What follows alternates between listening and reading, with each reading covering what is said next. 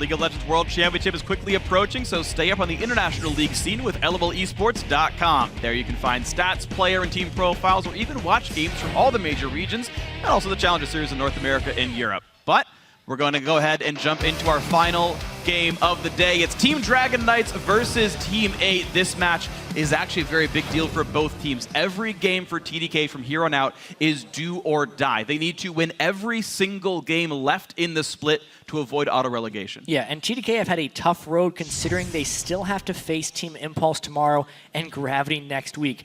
Rarely has one victory given fans so much hope as TDK's first game with their new roster did. They took down Team Dignitas when Dignitas was in first place, but then after that electrifying performance, they've lost every single game and are technically on course to match Coast 1-17 record. They need to turn it on now. We'll see if they can do it against one of these teams. As a team you would expect them to get a win over, or at least have a chance to do it. But while TDK are fighting to stay in the LCS, the stakes are just as high for Team 8. They are right now a half a game ahead of Cloud9, and they would like to get a win to keep that hold on to 7th place and avoid a trip to the promotion tournament. Also, technically, if they win every single game, they might be able to tie TSM for a playoff spot. Yeah, teammates still have to run the gauntlet with games against first place Gravity and second place teams Liquid and Impulse, and it would obviously be difficult, but Team 8 have shown improvement in recent weeks as they've gotten used to having Golden Glue in the mid lane when he took the place of Slushy.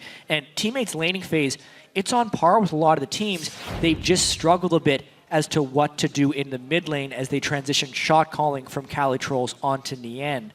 And they have been improving as of late. It might be a late season surge for Team 8. Yeah, I mean, Team 8 took down Cloud9 and TSM in the last couple of weeks here, so just maybe this does work out for these guys. But for now, we're going to check out the starting lineups. On the blue side is Team Dragon Knights. Seraph up in the top lane, Kez in the jungle, Ninja in mid, Emperor on AD carry, Smoothie on support with Coach Sean behind them. Yep, and on the red side, it is, of course, Team 8. We have Cali Trolls in the top lane, Porpoise in the jungle, Golden Glue in the mid lane, Nien on AD carry, Dodo on support, and History Teacher as the coach.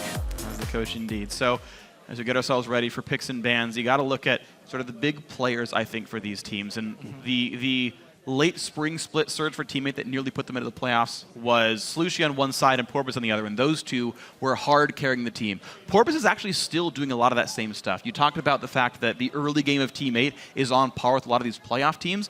That has a lot to do with Porpoise, who has a million assists this season. He's got one of the highest kill participations in the league. He's doing so much work for these guys in the jungle of Team 8. And as you mentioned, them adapting to Golden Glue, he's also been kind of holding up well. And those two have, I think, continued to be strong for Team 8. As you can see, the last time these guys played, TDK was unable to ban champions due to some severe roster issues they've had, but they've had their full intended roster for the latter half of the split. This time getting to ban things away. Kalista probably a smart choice. Nien has had some very good Kalista games. Yeah, so TDK's 6th professional game with this roster. Unfortunately, they've only won one of the prior 5. Annie Kalista dropped away. We're still seeing her be plenty popular. The perennial Vlad ban against Seraph, and also its Ryze. I think 513 Ryze is, in my opinion, the strongest champion in the game. I don't expect many teams to let that champion go through. Teammate, one of them to ban that away. Seraph away for Nien as well. And we see another example of those two AD carries being banned out by the same team usually. Yeah, definitely wanting to change the name of the game for the AD carries. Interesting. I like the fact that they're putting Seraph back onto major damage dealers. Seraphs have been targeted pretty heavily with bans by a lot of the other teams, but they have not found success with him on Maokai so much. Yeah. Obviously, they haven't found much success, but they're closer to it when he's on Rumble or Vladimir. Yeah, he's put a lot of those champions. Of course, no one ever lets him get Vladimir. Personally, I like seeing him on specifically split pushers. Like, he used to play a lot of Nidalee back in Challenger, and that was very strong. Yeah, Rumble being a good damage dealer, to me, I always want to see him be able to play with split push power. Like, even as Gnar went 4-0 against Cloud9 a few weeks ago. But Rumble it's going to be unless Ninja wants to play in the mid lane. Teammate taking the time of their next few picks. It looks like a double tank front line for them. Alice for support, Gragas in the jungle, Shen and Nautilus still up. Yeah, and Alistair's one of those picks who's used to be like perma-pick ban, but he started to fall down a little bit as of late. Teams are getting better at respecting his turret diving potential and punishing him when his ultimate isn't up. And solid picks back for TDK. Braum obviously being another one of those tank supports who's definitely seeing play now. And with 280 carry bans, the Trist is right for Emperor. Yeah, Tristana this time getting picked before the Corki. We'll see if that trades back forward. Nien is a very comfort pick level Corki player, so maybe we see that one come through. The Braum also rising up in stock. We might see those other, popular tanks not get picked up. Calatrolls was a big Shen proponent. You might see him pick that one up now that we know Seraph is not going to be on that top lane, and Sweetly's definitely going to be on Braum, so Shen can be picked up whenever, but it's going to be a Maokai. And Nien, taking his time, says, yeah, it is going to be Corki. Corki is the pick that makes the most sense here. It has been close to the priority pick for a lot of regions lately. It will be going into some Braum counterpoke, though. And it also means they need to pick up a lot of damage in the mid lane with just a Maokai top lane. All right, so it means it's going to be the Jace mid here. Tristana and Jace, the sieging duo. That's going to be interesting here for Team Dragon Knights. It's going to be the fifth unique champion pick here for Ninja in 6 games. He's doubled up on Victor. Otherwise, bringing out the Jace that the old TDK mid laner used to play a whole lot of back when they had Kyle in the Challenger Series. So almost a throwback there. Seraph should whole bunch of damage. Just a whole bunch of damage for TDK. So what's the counter pick going to be? You know it's Jace mid lane, you know it's Tristana 80 carry. It's a lot of ranged auto attacks coming through.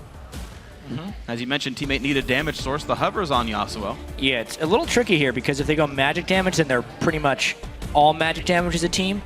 There we go. Poke team with the Varus. Going to be a little bit difficult against the Braum. Yeah, so interesting. Double marksman up into Braum, always a bit risky. Double poke into basically poke and siege. So somewhat similar team goals. But Team Dragon Knights, as you mentioned, a whole lot of damage. Teammate hoping to get enough burst that Varus gets the attack speed from his passive off a kill or assist.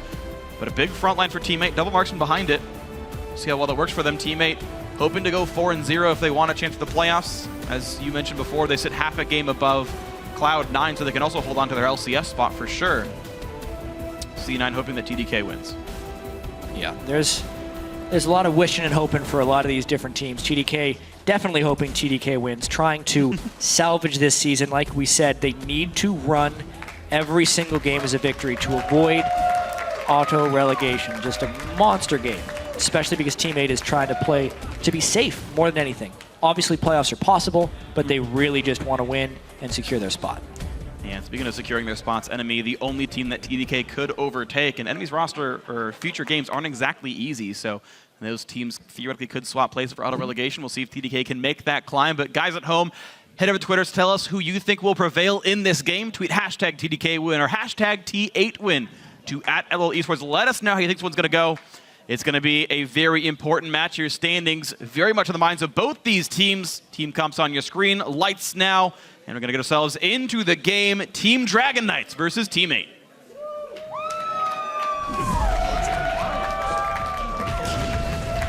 Yeah, and I'm going to be very interested in the early laning phase right here. Whether or not we see TDK swap back with the Tristana, because as far as the Corki being a bit of a lane bully, it feels like Nien would want, champion-wise, a pick against Trist, but the matchup for Teammate normally lane swapping doesn't play that way. Yeah, well, we got to see how the big players, the new guys of TDK, shape up, because Ninja and Emperor may have helped in some aspect of TDK's game, but they've caused problems in others. I think that when Ninja and Emperor came onto TDK, it was expected to kind of change the team completely, but you can still see their main weaknesses. And also, Emperor and Ninja both have a play style that's a lot different from what TDK was used to. So now they're jumping in, they're being super aggressive, and TDK is not following up. So they're gonna have to work a lot together to figure out how to do this aggression safely and smartly. Yeah, and we've even seen it with some of TDK's games. They have some amazing plays from Ninja and Emperor, and then some really poor plays from Ninja and Emperor. Yeah. You never know what you're going to get. That's true, yeah. It's you flip a coin and TDK either wins or loses the team fight. Honestly, I actually really did like TDK's old style in Challenger, even though the players were arguably inferior to Ninja and Emperor. But when Kyle and Luigi G were in there, it was the Seraph show, and he was the split pusher, and he would hard carry his team through the games. And though he has played some more Rumble games this split, it felt like Seraph lost a lot of what made him good when they started pulling him out of the team fighters, the Maokais and the Lulus. And, you know, if they adapt to the style and it works for them, then good for them. But I just don't see the same Seraph anymore when he's forced to play around the different team dynamics. Starting with an amplifying tome. All right, that's a good way to start aggressively. Well, the thing is, I've noticed no Rumbles are going Sork Shoes first anymore. They're always rushing Leandries really hard because it's such an important item to complete that I'm seeing them start Amp Tome or Ruby Crystal almost every game. Yeah, especially on this patch. Obviously, Leandry's Torment used to give 50 ability power, now it gives 80, and it's only 100 gold more expensive when fully completed. If you're thinking about cost per ability power, you think to the Amp Tome, which is 435 gold for 20 ability power. So it's about 647 gold of stats that Leandry's gained for only 100 gold increase in price. Yeah. Like that to Rumble, who is the player who rushes that item more than anything, was one of the biggest buffs out of the AP optimization changes. And we'll see him do probably well for himself. Now, mid lane pressure was attempted, not going to happen. We are in a lane swap game. Brum spent a little bit of time trying to harass mid, didn't happen. We might see TDK now group down onto this bottom turret. Looks like we have a different plan, though, from Teammate, though. They've actually recalled, and they're trying to do that 3-man defense under that bottom tier 2. Nien will be by himself shoving in and denying under the turret. And we'll see if they can get that second or third wave of experience. It's going to be farm for Nien, but they're looking a little bit late to this. I wonder if TDK will rush them as they try running through, because that's a level 1 Alistair. I don't really see Teammate being able to get up there, but they've gotten pretty close to the turret. No, TDK, they let them in. Just fine. The stun lands. Dodo's all right, and the wave's going to get farmed up after all. So, yeah, TDK did not play far enough forward to track the movements and zone the team away from the turret. Teammate successful in getting 50% more experience than they were going to otherwise. Yeah, that's a huge hold there by Teammate, because now Nien gets to keep the farm on Corki. There's some elements to this. They have 3 tanks basically walking through, so they're a little harder to kill. They have a lot of CC. But even so, TDK either needs a deep ward in the lane, or, like you said, to play more forward to prevent people from just walking past them.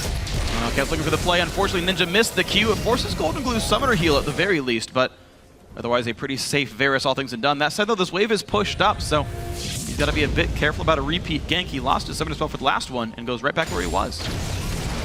Yeah, just gets the early ward in the top lane as well. But speaking about Golden Glue, he's been playing quite well. So no surprise that Kez tries to put a little bit of pressure on him early on in the lane. Jace and Varus show a lot of similarities in that mid lane matchup as well, both long-range physical damage pokers. So whoever gets an edge in that lane can fairly quickly close that into a much larger edge. Yeah. Early ganks, very important. You've got their own forms of gank assistance, right? Varus with the ulti can lock you down for long enough to kill you, and Jace just does so damn much damage he can follow up pretty well. Porpoise walking around, he's going to take Scuttler.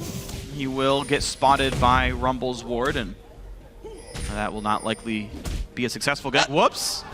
He stopped the auto about a frame too early and lost some mana and time because of that. All right, there's an aggressive green ward there to see just where Kez runs around. That's the way you track Evelyn. You ward her camp as best you can. Evelyn, not the biggest friend of killing the Gromps, though, so you might not see her go for that camp that often. It's true. Hate Spike's AoE. Does not help her very much with that one. It's interesting, though, how much damage TDK is dealing to that bottom lane turret. Because I compare it to what Nien's done in the top lane, where he's mostly just been farming. There's a very real chance that TDK could get a 1 turret to 0 advantage quite quickly.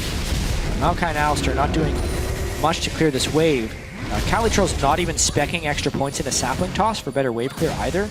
So they're in pretty big danger of losing that turret. Sometimes you see Maokai's go sapling toss when they're trying to hold waves off. Not the case here. All right, so Nien, though, instead is going to play the freezing game. Looks like he may sacrifice that bottom lane turret, but he really wants Seraph to not get gold, because though that push is happening, Calitro's is farming, and he's got double Doran's ring, 25 minion kills.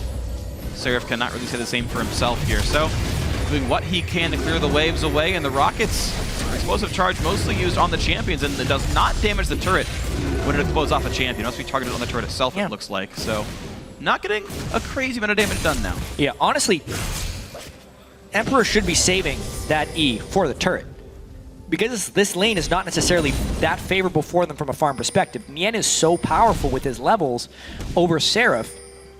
that he is getting a big gold lead if you're just comparing what Maokai can get at the turret with support help versus the other way around. So TDK need to pressure this turret down and give Seraph a little bit of assistance as soon as possible. Yeah, well, they managed to keep the team on that side of the jungle. Good counter jungling. Kez got some wards done. Kez got some stuff done. And the wraparound does mean it goes down.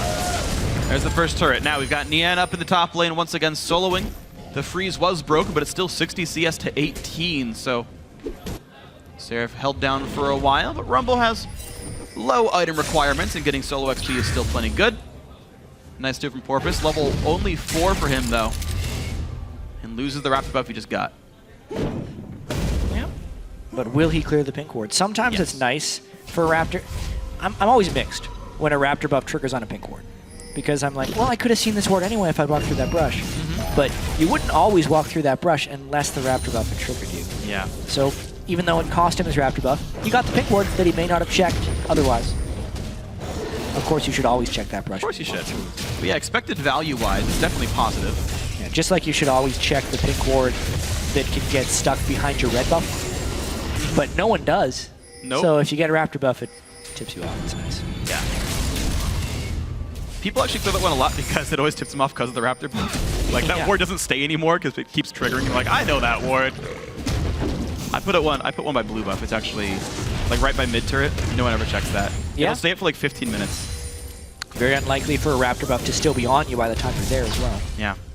So, I'm giving away my strats. If you play me in solo queue, check that brush. You'll fill my wards. Huh. You'll be waiting in that brush. Yeah, just kidding. It was a bait. I played you. The long gone.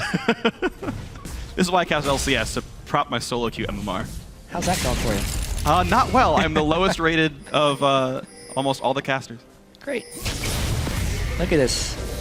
Mid lane has not been tilted. The main thing that we need to pay attention to, obviously, is this turret discrepancy. So TDK killed that turret so early, Yeah. and I'm really wondering when Yen is going to match that off, because the longer he stays in that top lane farming, the more objectives TDK can take.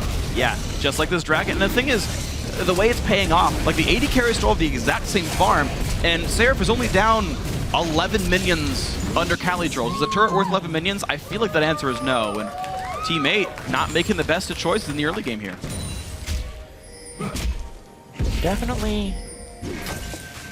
Even when they went for like the turret hold, Cali Trolls is actually less experienced than Seraph right now.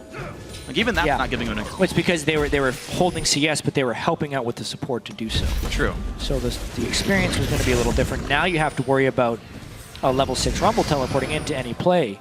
Obviously, the Maokai teleporting in would be threat as well, but the Rumble is much scarier at that point.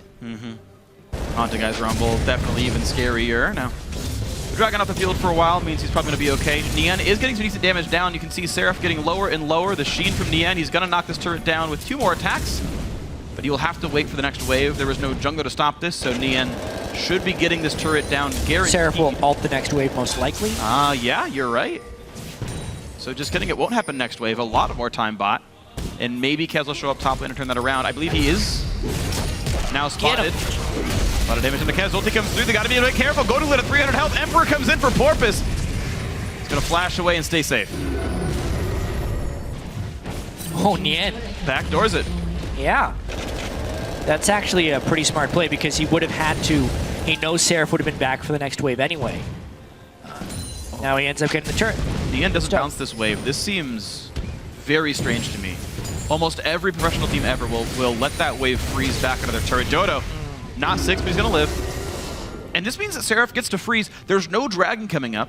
Like, maybe Maokai can turret dive, but Seraph not freezing it. I don't actually understand the thought process. This is why they're not top teams for him. Because honestly, I don't see like legitimate good reasons for why they wouldn't be freezing these things, other than they just want the farm now, and then they want to go do something else. But the freezing that we've seen for pretty much all the other top teams all has to do with this wave manipulation, and neither of these teams are trying to take full advantage of it. No unfortunate things here. Now, at the very least, though, Team 8 did manage to equalize that turret game. TDK put their time and effort in getting that dragon to the bottom side of the map, and they got it, to be fair. So that's still an objective gained by them, but Nian did eventually answer back that turret. And even though I mentioned the XP disparity not being there between Cali Trolls and Seraph, Nian was, last I checked, 1 level above Emperor. So this Corki actually is now, yeah, basically 1.2 levels above. He's just barely 9 versus Emperor being a minion away from 8. So So that does manifest there, and Teammate do have a high-level AD carry. Yeah, and Corky, of all the AD carries you want to be high level, is definitely the one. Especially when you get level 2 of the Not in range. Ooh, that hurts. Yeah, he didn't judge it properly. Calitrolls does have early home guards though, so maybe expect some home guard flank plays with teleport up as well. But with no flash, that strength of that play is diminished. Kez spotted by a couple of wards here. TDK still playing the poke game. Emperor getting poked back himself. The Q lands from Corky. Golden Glue does not have his blue buff right now. I believe it's going to spawn again in about a minute or two, and then he'll have that once more. Nia not quite at Trinity Force, but he's not far away. He's about 300 gold having that item in his inventory, and that should happen in time for the next dragon coming up. The first one, yeah, a little while back. And if Emperor's not playing the Demolitionist role, then I might like Nian's champion a little bit more than as these team fights unfold. But we sit at a very tied game. Gold's the same, only difference being one dragon. Yeah. And if we're thinking from a playmaking potential, Teammate would have the better initiation. They have Alistair, Gragas, Varus, and Maokai, who already build home guard with an incentivization on initiation, versus TDK, who, as far as hard CC goes, needs to wait for the 4th auto attack after Braum applies his passive. So the amount of initiation is so different for these teams. Yep. A lot of slows for TDK and a lot of damage. It'll be an interesting balance between TDK finding the right fights, because there's so much damage on TDK that if Teammate over-engages to just find a 5v5, TDK might be stronger in it. So therefore, Teammate needs to use all these tools to find odd-numbered fights and get picks. Absolutely, and I think there's a good chance that a game that looks like TDK winning is going to be a low-kill game, because they can just play the poke game and, you know, knock down turrets, knock down dragons, and yeah, as you mentioned, those rare occasions, see what they turn into. All right, Calitroll's going to shove in this top lane. It's really not being answered right now. Seraph not collecting the farm. He's going over just now, so it looks like that'll be just fine. Blue buff steal did work successfully. Ninja managed to grab that there, so Golden Glue out of mana, trying to stack his mana moon as best he can, but forced to recall here. He wouldn't have had to if not for the steal. Dragon up in 45 seconds. Trinity Force is here for the end. He's recalled in time. He will be in position. Double Sightstone is in the inventory and fully charged from both Dodo and Porpoise. Kez actually getting his blue right now. He's not going to have a recall to have wards again in time for potential dragon fight. That's true. He's also pretty low on health, so I'd imagine he's just going back to base and hoping to make it back for Drake. And they're definitely not timing this properly, but that's because he got a little bit manhandled by the blue buff. He ran out of mana while doing that, and he needs to go back and get his Runeglaive, it looks like. And at the very least, Smoothie can ward for him. Fully stacked Sightstone on the Braum here. Ignite and Ulti are up. In fact, pretty much all the tools are available on both sides. The only lack being Teammate not having a blue. But they're going to be first to Dragon. Now, they had beaten TSM just a week ago by having actually very good Dragon control, being there first. TSM had bad recall timings, and Teammate just said, we have wards, give it up. And now they are in position. Seraph would have to teleport in. Seraph does not yet have level 11. That's what he would want. But remember, Teammate has the initiation potential on this one, and they actually don't want to trap themselves in a Dragon Pit against a team with superior damage. Very interesting game Teammate has to play here. Going to play for the mid lane right now. Eve is on the flank. Dodo staying on the right-hand side to zone her away. That will happen successfully. But mid lane not taking much damage. The poke still landing. Honestly, that's a lot of poke. Knocked him a bit low. Varus and Corky, and look at that. The Varus Corky poke isn't really landing. The Jace hits that do land do so much damage. Sarah was able to split push the top lane. He's not getting answered. No one's there. Calitroll's tried to bully the mid lane around, but it didn't happen. Yeah. So top lane outer went down. The poke that Ninja's landed is turning this into TDK's favor. Ninja still full health as well. Got a pretty decent mana pool. Lands another two-man poke. And Seraph's approaching level 11 more and more. Teammate, through their bouncing back and forth, not wanting to trap themselves in the Dragon Pit, has just created a very unfavorable situation for themselves in which maybe they give up the Dragon. And it's looking more and more like that. Kez's late recall not getting punished here. Going to push around Dodo, though. And look at that.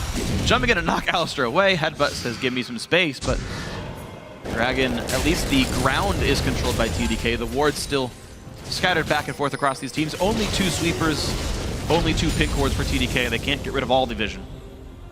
No, definitely not. but they have all the waves under control, so not a lot teammate feels like they can do right now. Right, but I mean, they had to send Porpoise up top lane to deal with the Rumble. Now it's a non-home guarded teleport that is canceled. Seraph will still have his to come down with. Yeah. Woo. And Seraph is about 1 minion away from 11. I actually want to see him knock down a minion wave up there just to make sure he's got rank 2 equalizer. It's literally, like, even Scuttlecrab might almost do it, but teammate actually, for them stopping Dragon, get the, a little bit of chance to push down mid lane, but they got to be afraid of this Rumble who's roaming down from the top lane. Calitro's has to walk to even have a hope of being in the team fight. And yet again, TDK could always go back there, but because TDK had to go defend mid, now Team A control Dragon, and they're actually going to knock this down pretty fast. A bunch of recalls came through, TDK recalled back and gave teammate control. Poor recall timing, for sure. I mean, they still have the gold lead, but teammate is able to equalize the Dragons. And it's crazy, too, because teammate didn't even have a teleport to threaten any of that. Exactly what TDK would have wanted would have been to come down and trap them in the Dragon Pit, but they did want to buy their items as well, and they just picked a bad time to do so. I don't understand why Seraph walked down, though. He could have kept that lane pushed up and just send one guy back at a time. You can guarantee it's still a 4v4. Wave clear, easy enough. Golden Glue, despite not having a blue buff, was able to stay out on the map the entire time. And he's going to be just okay here. So, small gold lead, though, still for Team Dragonites. They knocked down that top lane outer turret. They're getting a lot more farm. Seraph now plus 22 over Calitro, despite the fact that teammate tried to freeze him out of the lane for so long in the early game. Seraph's gotten it all back. Yeah. And he is going to be able to buy into some pretty nice items soon as well. The Home Guard Rush is interesting, as maybe to try and just match Calitro's a little bit, but Leandry's being done just now. That's a nice Leandry's timing with his level 11. It would be nice if the Dragon was up to fight over, but maybe they try and force a fight within the jungle of Team 8.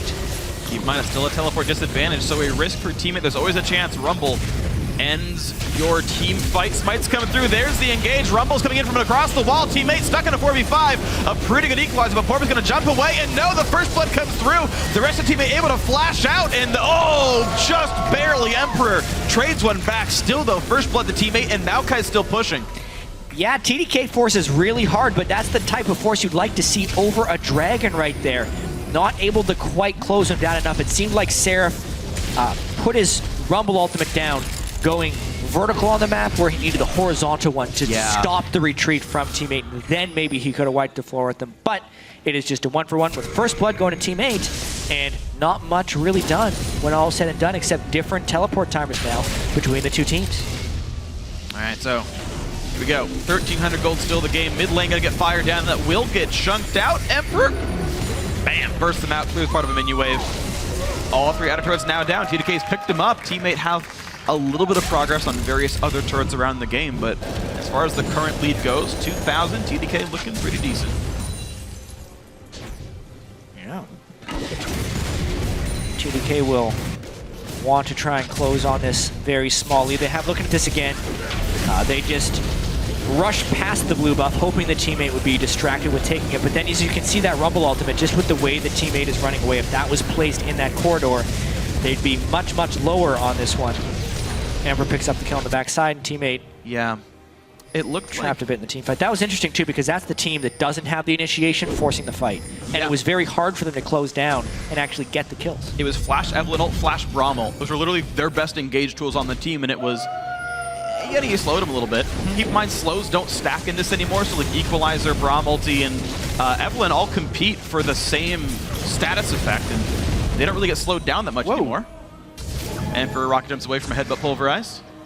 Lost his red buff, it looks like. Porpoise stole it away. Yeah, good steal by Porpoise, okay. Yeah, I think Seraph was thinking if they escape up towards the base gate, it's the right equalizer, but teammate just walked right towards the turret instead. And it ended up not being a good equalizer. Don't know if it was the right choice or not, just what his thought process looked like. Mid lane once again under fire here. Equalizer is back up from cooldown, as is all ults except for Emperor's. Nian chunked down to half. Really good Jace poke coming through. A lot of cooldown reduction on Ninja with the Brutalizer. And the Boots Lucidity. Looks like TDK making the call to say, hey, let's knock down top lane. Let's control this side of the jungle. Keep in mind, Calitrolls does have teleport though, so he could match the push-up here. The rest of the team coming up. Yeah, it's interesting that Calitrolls has been kind of the attempted demolitionist. Maokai, one of the slowest split pushers possible. You would want him to threaten initiations with home guard from base, but he has been the presence in other waves. It is kind of actually working for Team 8 though, if he can knock these turrets down. He tried getting the interior in the top lane, didn't quite get it. Now at least he'll get the outer in the bottom lane, but he will have to be willing to make that teleport play and stop this siege from TDK. Well, the first explosive charge knocked that turret down to 60%. Looks like the second one could be the turret itself. Smoothie trying to keep his turrets alive, and a nice equalizer gets Nian incredibly low. Dodo pops the ulti on himself as well. The teleport comes in for Calitrolls to buy a bit of time. Doesn't want Ninja though, because the two marksmen of Team 8 are too low to fight. This teleport means nothing. Wow, so at least he gets the reduced teleport cooldown for going to a turret, but very rarely do you see a home guard Maokai make a play by teleporting onto a turret. It seems like they were just hoping to defend and dissuade that push because they can trade now 1 turret for 0 and their red buff. Overall, that is still a positive trade for Team 8.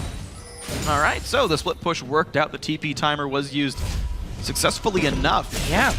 Team 8 keeping the turret alive is a big deal, but now we have Team 8 have nearly killed the top lane tier 2 of TDK. That was an earlier Maokai split push, and TDK have nearly knocked down Team 8's top lane tier 2. Both these turrets are pretty much 1 minion wave away from getting knocked down here. Both below half. Yeah, 800 health and 600 health. Team 8's the one that is a little bit lower. Oh. And they think about initiation. Here's the odd number fight. Pulverize, and it was a overheated Seraph who didn't have an ulti anyway, so a nice pickup there. The engage did land. Calitrolls was able to run, Dodo able to run as well, and more poke from the marksman. Emperor wants in. No crit. Oh! Shock blast lands though. And that's with Dragon up as well. Dodo gets sniped. Someone probably could have blocked for him, but no one wants to walk in front of an empowered shock blast. You didn't expect that one to land, it looks like. So interesting choice here. Seraph will have teleport up, so delaying these next 6 seconds means TDK can guarantee 5 members. All in all, teammate will not challenge. Dragon 2 does go over to Kez. Doesn't even have to smite it. And teammate, once again on the back foot, down 1,500 gold, down a Dragon. Yeah, and this game has started out fairly slow, Freak. I think we are expecting a very long game as well. TDK has played the longest games in the LCS. Team 8 close behind them. TDK averages around 43 minutes, Team 8 40 minutes plus. And if the pace of this is any indication, 4 kills, 24 minutes in. And seemingly, one of the reasons these teams play long games is they're not good at forcing their advantages, right? Calitrolls, he's had home guard for forever now, but he hasn't forced any home guard TP plays. Seraph is teleported in, but he could not trap anyone off with his equalizer. So there could be a lot of just extension of this game because they're not playing as crisply as a top team. Yeah, very true. So capitalizing on your advantage is definitely a very big deal here. Either of these teams could absolutely win this game, and in fact, both teams would really, really like to. A loss means you're guaranteed to not get something. If teammate lose, they are guaranteed to not make playoffs. If TDK lose, they are guaranteed to be relegated at the end of the split. As soon as they join the LCS, they're just as quickly out. Winning keeps those hopes alive, and we'll see if that happens. Pushing on in, 1,400 gold lead. Teammate once again looking to knock this turret down. They have to give some respect to the counter engage of TDK, but keep in mind that is a very soft engage, and oh my god, Emperor too far up, gets caught out. Porpoise finds the team. They go in and knock down Seraph. A terrible equalizer and a double kill for Nian. Mid lane outer goes down as well. Oh, and that's exactly the initiation the teammate wants to accomplish. They had Dodo off on the side to prevent Kez from coming in, and then Golden Glue found another nice ultimate. This is the time the teammate can choose which team fights to fight, and they get the pick. Very, very massive. That's the second kill in a row, I believe, that teammate got because Golden Glue landed an ulti. And in fact, 2 of those last 3 were onto Seraph himself. So very, very nice stuff here. Teammate finally able to get the gold back in their favor. Mid lane tier 2, of course, died during that push as well. And yet again, Nian is the beneficiary of these games. He's up with the most kills and the most farm. Yeah, I mean, just looking here, Emperor and Seraph had trapped themselves against the turret, so there's no juking that could happen. It was really smart of Golden Glue to recognize that position on the map of where a skill shot could not be dodged and land the tendrils onto a couple people there. Then they just dive in with their chain CC afterwards. Beautiful stuff here, man. We're sitting on now Team 8 with the lead and feeling good. Ninja with the blue buff, but Golden Glue on this Varus, a much better poke champion as far as poke itself is concerned than Jace. Ninja's got other strengths on that champion, but can't poke quite as well as Varus. So Golden Glue able to push him around the map, and no lifesteal really to speak of on this Jace means he's got to recall and home guard and head somewhere else. You're going to see a lot of home guards in this high poke, low sustain game. Another thing that's kind of interesting on this patch is with all the Rumbles wanting to rush Leandries, it is heavily delaying them almost ever getting a Zoni's Hourglass, right? The olden days, you'd see the Sork Shoes and the Haunting guys, or if you're like Seraph and worried about CC, the Mercury Treads and the Haunting guys. But then you'd almost always see a Zoni's as the next item right away, and it allowed the Rumble to play more aggressively, get in the front line, and pull off the Zoni's Flamespitter play. But now with Leander's Rush, he wants to finish the Rylai's probably to get the synergy going between those two items. And he's going to be never getting the Zonies, but that might be what he needs. Well, going to see him jump right now into Cali Trolls. Once again, Seraph overheats without ulting in, but the front line is here. Dodo lands the stun, knocks back TDK, but they're right back into the chase. A good counter engage though with the Varus ulti. Dodo able to walk back, and the roots are going to mean just enough. Dodo with a sliver of health, I think literally like 5 off the shock blast, walks away. And honestly, another underwhelming equalizer by Seraph. That was a haphazard initiation by Team 8. Didn't really pick the right target to go onto, and it was totally open to a counterattack, but TDK doesn't get any kills. And now another teleport onto a turret. He's gonna need backup. He's there by himself, chunked incredibly low, 800 health left on Caligos, pulls a summoner heal in, and Dodo, now of course running without the ultimate kill, goes to Emperor. The resets are in. If Emperor is gonna jump forward, it would be about now. But he knocks down Porpoise, gets the jump in, goes right backwards. Poked out, but it's still 2 more kills picked up for TDK and the turret. Yeah, that's Tristana, the Demolitionist, takes down those turrets so fast. And Cali Trolls lost the defense of his turret very quickly after teleporting in. He wanted to teleport in right away to save, so his teleport wouldn't get canceled by the turret going down, but in doing so, he arrived well before the rest of his team. This is honestly a turret the teammate should have just called it quits on and said, see you later, because now they don't have a clean initiation onto TDK, and they're open to the counterattack. Emperor and Ninja free hitting on the backside. Yeah. Shock blast to finish. And Caliazot was actually still down for about 4 seconds when he TP'd in. The ulti came up partway through that fight. Taking 20% less damage and then being able to burst someone for about 400, maybe could have made a very big difference in that fight when you layer that with some Varus arrows and Corki rockets. So unfortunate there for Cali Trolls. I think he used it to farm a little bit earlier and punished for that cooldown still being down. More poke onto Ninja. Yomu's Ghostblade done now on this Varus. Sorry, it's Jace. I misspoke. There was a Varus arrow came by and I got confused.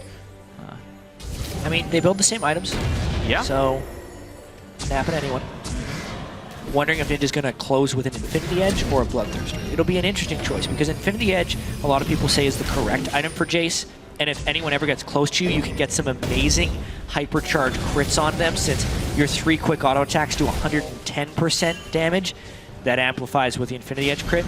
But they're against poke, so the Bloodthirster is greatly needed for the sustain. Yeah, the choice is going to be interesting. I'm actually a little bit surprised he finished the Yomu's before even getting as much as a Vamp Scepter here. Yeah, which would make you think he wants Infinity Edge. Yeah, true. Wants the damage build. Nian chunked down below 1,000 health here.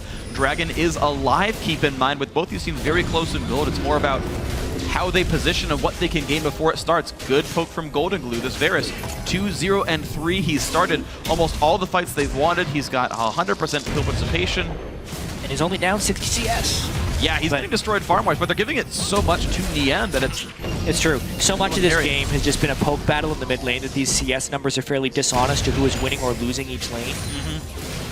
It's really just been everyone grouped, and it's a conscious choice here to get Nian more and more fun.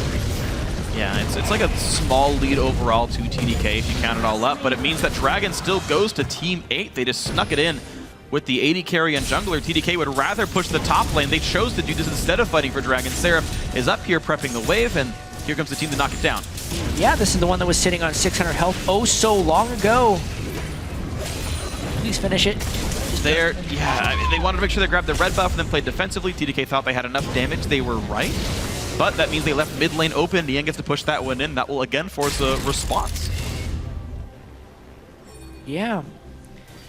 I want to see more aggression out of Teammate with their ability to start fights, especially with the Maokai to do home guard teleports, because if they're waiting and sitting back, I feel like for the Jace to power up to get max items, I'd be very worried about forcing those late game team fights if you are Teammate, especially since they haven't been able to control the Dragon well. Home guard flanks with the Maokai to get picks.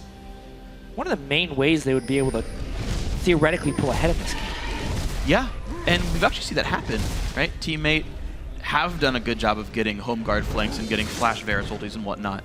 Honestly, TDK feels like a team that could really benefit from just playing around the middle of the map and then just running to a random turret on the side lanes. They've got a Tristan and they've got a Jace. They're probably two of the best, I think maybe like literally the two best demolitionists in League of Legends. There's a good chance those are those two right there. So if you ever get in a turret fight, it goes TDK's way, absolutely. And even Seraph can just ulti to defend a wave. So splitting turret trades, I think, actually tends to go TDK's way. It's something that Teammate actually has to keep in mind if they ever try to make a choice. An aggressive one is if they post up on a turret, that can sometimes be very easily answered by a cross-map play. Yeah, and one of the poke discrepancies we're seeing here pretty heavily is Smoothie's blocking a lot of stuff with Braum. Yeah. And there is no thing to equalize that on the side of Teammate. So even though they have the Varus Corki and some nice theoretical poke champions, Teammate is winning the poke battles, which even more forces Teammate into finding quick, decisive initiations. Because if they dance around and wait for a fight, they're probably going to get poked off. Yeah, you're absolutely right. And so the matter is, you know, the poke land, the poke getting defended, the poke making a meaningful enough impact. Right now, top lane getting pushed in by Nien. Teammates still trying to play the map as openly as they can. Both top laners have teleport, but no one's on the bottom side of the map right there. No one's getting that extra wave of experience and gold. And we can see the wave clear potential, right? Top lane gonna get cleared out by Rumble, which means Teammate gonna have a bit of a hard time pushing any farther, but TDK able to knock down mid with relative ease. Yeah, that's when the wave shows up. We're in a bit of an awkward situation. Ninja and Kez were not as far up as the turret killers were. Oh yeah, and the wave gets cut off again, so that mid lane pressure doesn't actually happen at all. And they pull the rest of the team. They left Seraph alone up there, who had ulti to clear the wave. There's even a window now with no equalizer to try to start a fight. Yeah, we heard how Team 8 was talking a little bit before the game about how TDK is out of sync since the new members. That was a perfect example of that. Now Team 8, this is a dangerous play if they get spotted out. Also because Emperor is off on a split push, so TDK wants to stall, but it's hard because they have no Rumble up. This could be a Baron for Team 8. They headbutted him out, the Baron gets picked up. Really nicely done. Teammate look for the objective, and they get that one. Explosive Cast pulls the team in. They catch out Smoothie. That's a kill picked up, but the inhibitor nearly dead. Kez does not get away from the rockets. In the end, grabs that kill, so inhibitor in shambles, but a 5v3 with a Baron buff for Teammate to answer. Yeah, I mean, that's really what Teammate was trading. It's an inhibitor for this new empowered Baron buff, and can they get an inhibitor of their own? That is now 2 death timers on 28 to 30 seconds, and they're just going to end up recalling. Looks like no one was around to help Nien. I guess afraid of the respawns, but with Seraph not having ulti, and Kez and Smoothie dead for long enough, I'm not sure why that team didn't just join in on that left side of the map, but that's the choice that Team 8 made, and they will once again play it slowly. And we have to re-emphasize how much is on the line for these teams, right? TDK needs to win out to avoid auto-relegation. If Team 8 wins out, they still have a chance of playoffs, but mainly they're looking for that 7th seed, and Cloud9 looking very competitive for that spot. So for all the sloppiness you see in this game, for the closeness, the Dragons being even as well, there's a lot of pressure on these guys, and that could very well be impacting their level of play here. Either way, it's still anyone's game. A Baron for inhibitor trade, you could argue that back throughout time and say whether it's been worth it. Different philosophies across the board. The fact that it was pretty much an even trade just means the teammate now needs to devote time to that bottom wave, and it delays the game more than anything else. The team with Baron has to devote time to clearing the minion wave, therefore the other team gets time to farm. And it ends up being kind of an equalized gold trade, unless teammate could somehow find a fight and use those empowered minions to get an inhibitor of their own. See if they can make that happen then, because right now the siege isn't happening. Seraph's ulti is up to clear if he needs it, and right now Ninja and Emperor are able to knock these down pretty cleanly. The thing is, Tristana is actually a pretty good defensive wave clear if you can't stop her from auto-attacking. explosive charge and auto attack basically clears the back line on its own. And you can see Teammate not even trying to pressure. They sent more than just Calitroll's bot lane. They're not stopping Emperor from clearing these out. They're not even poking. I mean, Calitrolls doesn't do that good of a job killing super minions as a full tank Maokai. True. It's really just one of these game stalling things, and TDK's actually trying to use that to their advantage here. They already chipped away at that mid-inner turret before, and maybe they're just trying to get the position so they can get some wards and notice Teammate walking in for a next dragon. This will be dragon number 3 for each of these teams. They've both been picked up sort of off of interesting choice. The Emperor really low on health. Calitroll's wants him and gets knocked back into the team. Golden Glue stuck on an equalizer, forced to flash away. He is no longer in this battle. Call it a 4v5. Emperor versus Calitroll's. They can't quite hit him. He jumps away to safe, but here comes the cleanup as Golden Glue rejoins the battle, and it's a cleanup crew for Teammate. 4 kills picked up for 1. Whoa, and it was all about Emperor getting caught at the very start of that fight. Calitroll's, without necessarily the backup of his team, caught someone who didn't have the backup of their team, and this very strange team fight opens up now maybe a window for TDK to knock down an inhibitor, even though their Baron buff has expired. Yeah, Teammate with plenty of time. Kez could not possibly hope to defend all of this even with his blasting smite. It shouldn't happen here. So a full health inhibitor turret should be getting dropped dangerously low. The cannon main is there. Dragon number 3 picked up. Porpoise will recall. He feels safe just to wait for his team to knock this down by themselves. A big wave top lane will be answered and cleaned up. And there is the inhibitor jet. 38 minutes in, Teammate have some inroads. TDK might look to chase this. They have some pretty deep wards, and Seraph could teleport in from behind if they want to cut them off. Plus, they know Teammate had to send base defenders. Pick the ward.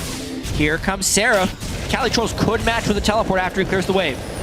It's down to half. Seraph walks right on in, gets rooted up into place. Here comes Calitroll's as well, but they do not have a Gragas. It's going to be enough to get that team out. The TP threat enough to disengage TDK. Good disengage right there. So big time fight by Teammate. They need to manage their waves. They didn't lose any turrets. They did pick up the CS, and they picked up the 3rd dragon. All very positive things for them. They're not in position to win the game yet, but they're definitely on the right road.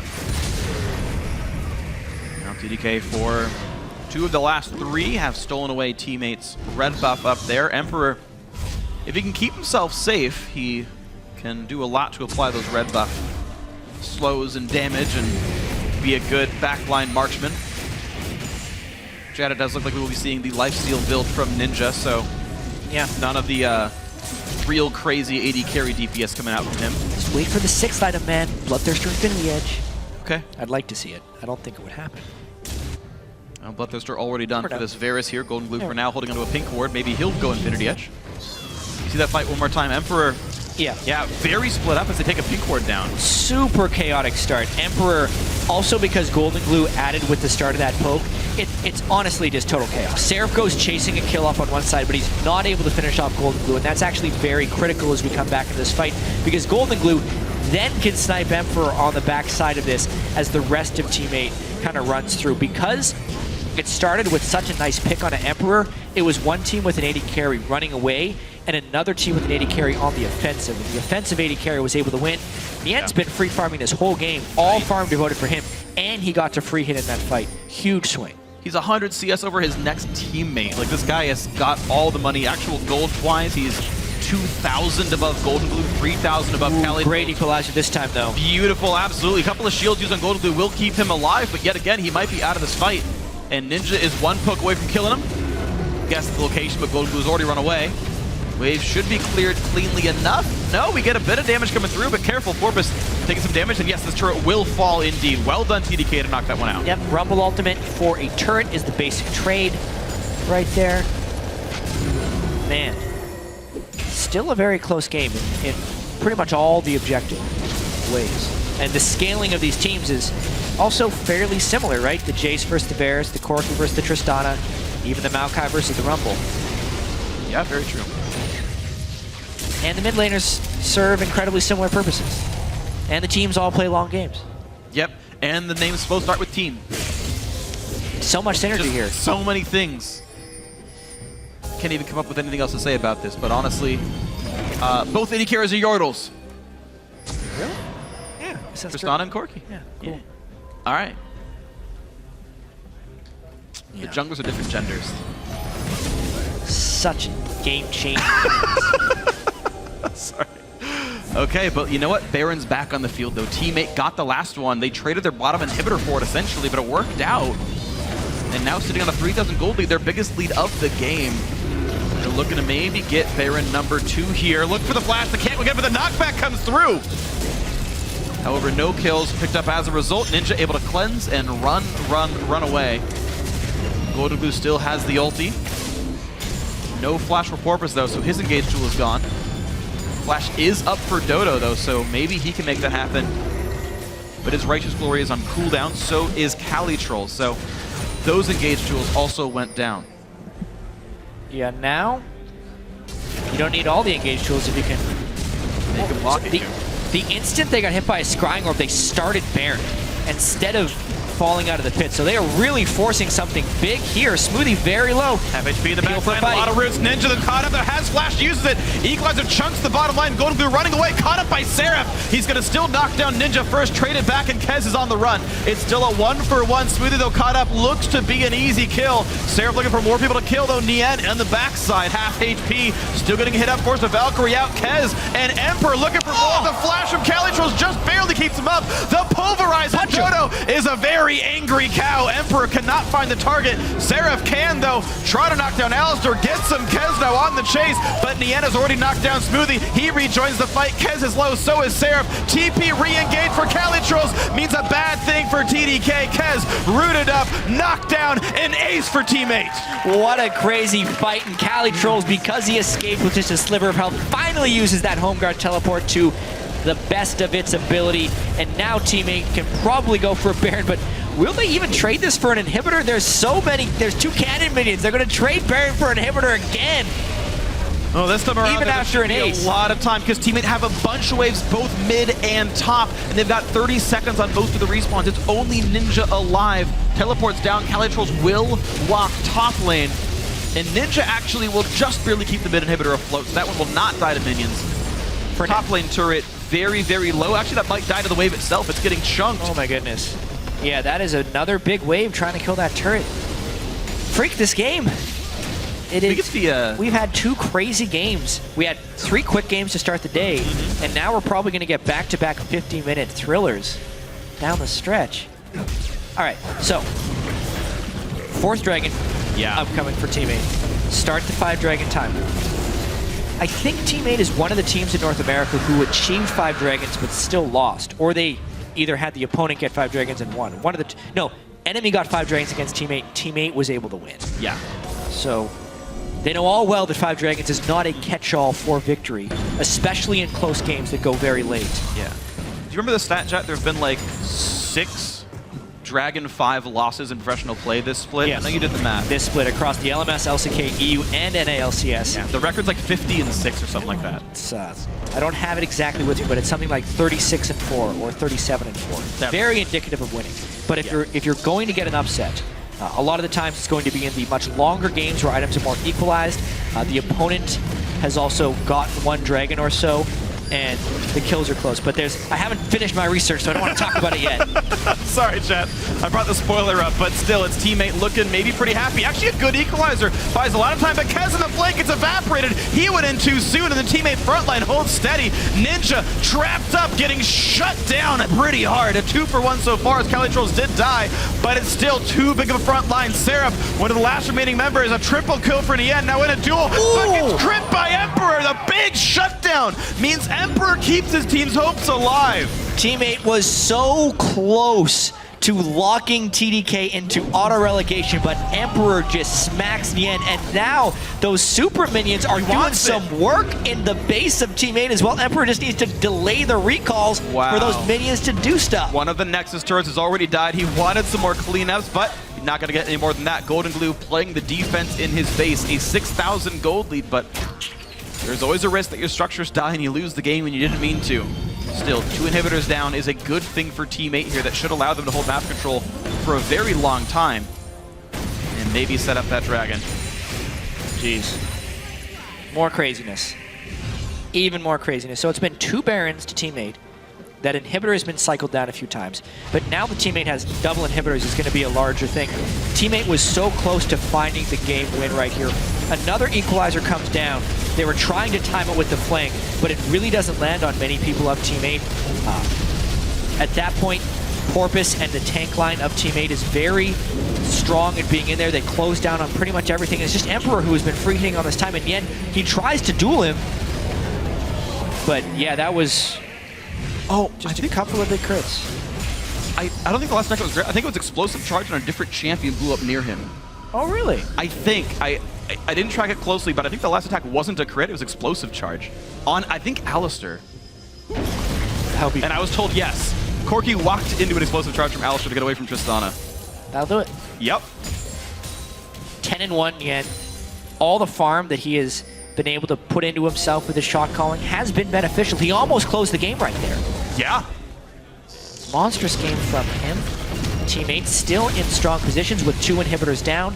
This is almost a perfect scenario because them having a down inhibitor doesn't necessarily matter since the lane they are pushing is convenient with their goal. So it's basically the same near impossible defense of TDK trying to stop 2 waves of super minions while defending your 3rd inhibitor. Yeah, one of the best ones to defend those minion waves would be Emperor on this Tristana, so at least there's the chance for it, but still very, very difficult. The tanks stacking armor. Thornmail, Frozen Heart, Randu, and Zoma, Ninja Tabby for Cali Trolls. Good luck getting through the 430 armor Maokai, but the Equalizer might help this one. Kez the front line! They got Golden Glue! That's a big one! Porpoise running away with explosive charge on him. Smoothie putting the shield up the front line is not going down. Calitro's knocked back in the front line, holding up pretty nicely, but there's a big 4-man pulverize from Dodo, but there is 0 follow-up, which means Dodo's on the wrong place, and this one gets picked up. Maybe it's the comeback win here. TDK knock up 2 kills. Red buff on Emperor. The crowd chanting for him. The flash auto. It slows down the end. Here comes Kez, and that's going to be nothing to do for Cali Trolls. He does trade back, though, as Smoothie loses life. Keep in mind, mid and top still have super minions mulling into the base. They can kill the Nexus by themselves, so TDK have to respond, and they will send Seraph to do that. Yeah, this is so intense. Nien is actually attempting a hero mission on the backside. There are really long death timers, 50 minutes in. This is a 3v1. There's only 1 Nexus turret for Teammate, so these 3 can definitely push through Porpoise if they knew that Corki wasn't there, but because of the threat, it's just going to be the inhibitor. Kez has 226 armor. He could have definitely tanked the Nexus turret. Chooses not to, though, and they will play a safe game. Yeah, Nien was going to be back. Of course, of course. So it would have been a difficult team fight. To speak to the play that TDK just made there, it is the only play they have in that situation, because if they allow the siege to begin on that bottom tier turret, the super minions would arrive, they'd eventually have to pull someone off and lose a 4v5. So basically, Teammate was not successfully able to control their flanks, and that's why they got jumped on by Kez right at the start of that fight. Golden Glue went down, and that's how this game continues. Golden Glue went down with Flash up, but he's got a Banshee's Veil now for himself to keep that in a slightly better spot. We can see that fight one more time. They've got so many pink wards. Double pink wards because they're so worried about the flank, but the ward that is approached from is even farther back, and then Kez is like, screw your flanks, I'm going to flash over you. Teammate tried their best to control those flanks. Yeah, they did. But there was such a deep ward for the home guard teleport, an unexpected ward that ends up allowing Rumble to flank position. From there on, I mean, without the damage from Golden Glue, it's just really difficult for them to stay in. And oh my god, and it starts with Emperor dying, but a beautiful Equalizer buys a lot of time and a lot of damage, but Smoothie will follow his lane mate down. And oh man, a body slam flash in the pickup. Ninja goes down. The inhibitors actually have respawned, so it will take a little bit of time for Teammate to make this happen, but 2v5, good luck, TDK. Yeah, and that should be game. Sorry that we're in a replay when that happened, but things happen in LCS all the time. Teammate, they will have minion waves. There are 3 dead, no wave clears here. This looks like Teammate taking the game. Seraph caught up, pops to Zonia's. Kez still running around, looks for a Golden Glue, but can't possibly do enough for himself. That's going to be the ace. You know what? They don't need the ace. They just need the Nexus. Kez last man alive. Teammate keep the playoff hopes up in 51 minutes. TDK are locked into 10th place. They will be swapping place with the #1 challenger team at the end of the year. Wow. What a bloodbath that was. 26 kills to 12. A very unfortunate but somehow fitting end for TDK in a 50-minute game with a pick on the AD carry to end the game. Nien, incredibly powerful this entire time. making sure the farm stayed on him. 416 CS, 11-1. When teammate wins, Nien is usually really, really powerful. Yeah. And that is true once again, as they technically keep their playoff hopes alive. All right, well, teammate, their only chance is to win their next 3 against Gravity, Liquid, Counter Logic Gaming. Of course, that'll be difficult. Team Solomid has to go 0-3. Then they'll have a tiebreaker. That's the only possibility. Otherwise, though, only 3 games to play, and teammate sits 1 game above Cloud9, and I believe 2 games above Enemy Esports. Yeah. So this is looking maybe a bit hopeful for teammate here. If they want to keep that 7th place spot, it's where they ended last split. They would have hoped to do a little bit better. Unfortunately, that didn't happen, but yeah, it's been a... they can try again for the next time as the team transitions, right? New mid laner, new AD carry. Yeah, Cali also said he'll be retiring at the end of the year as well, so, you know, a roster's still to change, but maybe we'll see growth. Yeah, very trying splits for both of these teams. Seraph, his 2nd stint in the LCS. Unfortunate ending. There was that glimmer of hope when TDK took down Team Dignitas, but now they are locked in to that 10th place seed. Ninja and Emperor could not arrive halfway through the season and save the day. Because it takes time for teams to gel. I mean, teammate, they have had a much more difficult split than they even had the first time around. But as the split has progressed, you can tell they're getting used to having Nien, they're getting used to Golden Glue in the mid lane, and they are improving as a team. Looking at their second half of the split here, they're actually 4-2 in those games. Now, of course, they have Gravity, Liquid, and COG left to go, but they're still able to kind of push themselves up to that 7th place spot where they ended up finishing the last split. Absolutely. And, you know, I mean, it has been an improvement, right? Just to piggyback to that point, right? First half of the split, the only teams they could beat were Enemy and TDK. They beat them again. Okay, congratulations. Those are the wins you got before. But they picked up wins over Cloud9 and Team Solomid. So, like, you know, obvious marked improvement. Even if they lose those last 3, it's still, you know, a better look for these guys. They still have Cloud9 hot on their heels. They're only 1 game behind those guys, and Cloud9 actually have a much easier schedule ahead of them. Cloud9 is going to play TDK later on, which then means that becomes interesting. Keep in mind, teammate and Cloud9 are 1-1, so that could even just be a tiebreaker to keep a spot safe. And if we move that point even further, right, Cloud9, if they get 7th, keep their Worlds points alive. Yeah. Maybe they reach the gauntlet. Maybe that goes crazy. Yeah, it's the race for 7th and the jockeying for the 2 bye seeds. They're going to be the major stories in the last 3 games of the LCS. And we'll see what happens with that one. It's going to be a crazy race in the last 3 games for every team in the summer split, but we're going to send it down to Riv, who's on the red side. Thank you very much, gentlemen, Freak and Jack. Great cast on the day. I am joined by Golden Glue here of Teammate, a victory on the day for them in what was a very fast day in the beginning, and then 2 of our longest games that we've seen in the North American Summer Split. I have to ask you, whatever emotions were going through your head, how was it playing that late? Tired, exciting, still ready to go? What was the mindset there so late into the game? I was really nervous and excited, mainly. When we were sieging that bot last inner and then they flanked us, I was losing my mind. You know, I was just like, I know if we win a fight, we win the game. So I had a lot of emotions, and I couldn't really like focus too hard because I was just so energetic. When it comes down to it, how was the communication in those moments? It seemed like you guys were still getting things to pan out the way you wanted, but then fights would go on a little too long and people get picked off. What was the communication like between the team? It was pretty chaotic at some points. You know, we were all screaming, but we ended up we were saying like clear comms, and we ended up like cooling out and just playing slow strategically and finishing the game. All right, Golden Glue, before we saw you on Team Dignitas previously in the LCS, now on Teammate, you've definitely seen that you have grown into, you know, a player that can reach a bigger caliber, perform on this stage. How do you feel about your gameplay recently? That game I didn't feel so hot about. I mean, my score looked pretty good, but I feel like I could have played better. But overall, I think I'm satisfied with my play, but I always want more. So, always looking to improve. That's good. Final question for you: Team Liquid, Team Solomid, and Counter Logic Gaming are your final games. How are you looking at these matchups? Because they are kind of must-need wins. Easy peasy. 4-0, 3-0. All right, we'll see if it happens. Golden Glue, very, very confident. Congratulations on the win and continuing for that playoff spot. We're going to now throw it to the analyst desk to break down the rest of the day.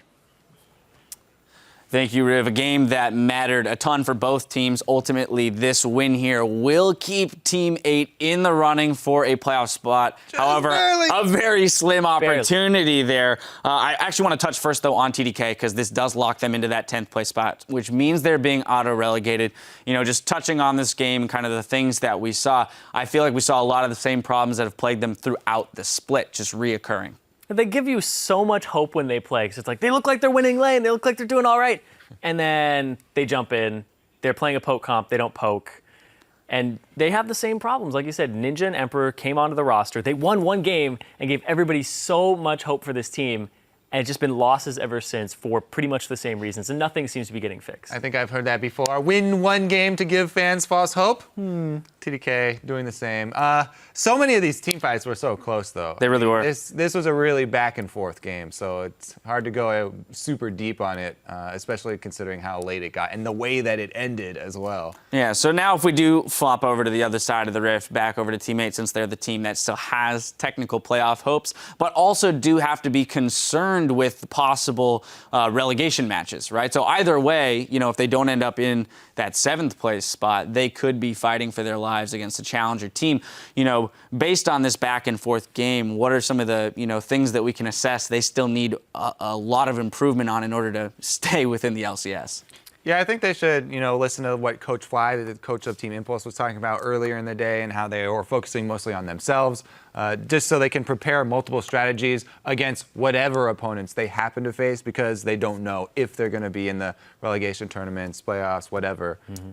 And then if your opponents pull out something crazy, some cheese, then you at least have stuff to fall back on.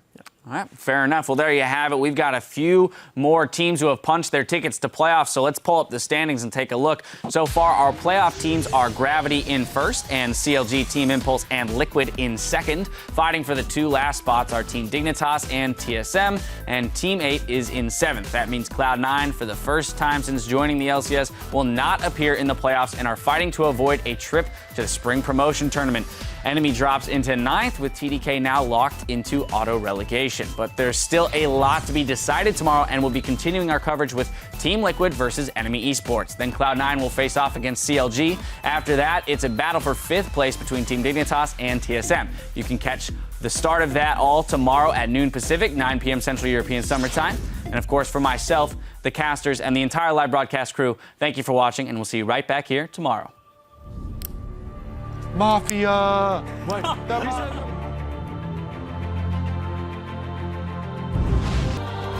Today's all business. Let's catch some League of Legends. Incarnation now set to pick up a few kills for himself. Lemonation, a few last hits. This one is going the long haul. Flares under the turret. Cloud9 take down Enemy. Remember, the ultimate's down, but Rush has the gap closed. The double kill coming in for the Poke Apollo. Now Santorin could be the one going down. Team Impulse takes down TSM. Okay, I'm gonna smite at 1.5k. Fight. Rek'Sai. Alright, Got it. Bump. Go. Nice. Go, Peter, go. Nice. Counterlogic Gaming definitely showing a true change in the slump. You guys I got you the best gift of all, man. Dude, I'm leaving the team. Your gift is tomorrow we're playing Protect the Double Lift. Charms up. Good flash by Altsec with the flash Q. Got him. Pentakill for Shifter. A 14-minute pentakill.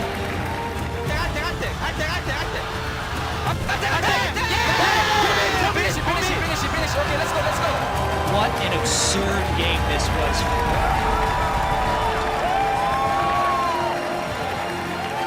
No crit. Oh, sharp left land. TP re-engaged for Calitrolls means a bad thing for TDK. Kez rooted up, knocked down. A very unfortunate but somehow fitting end for TDK.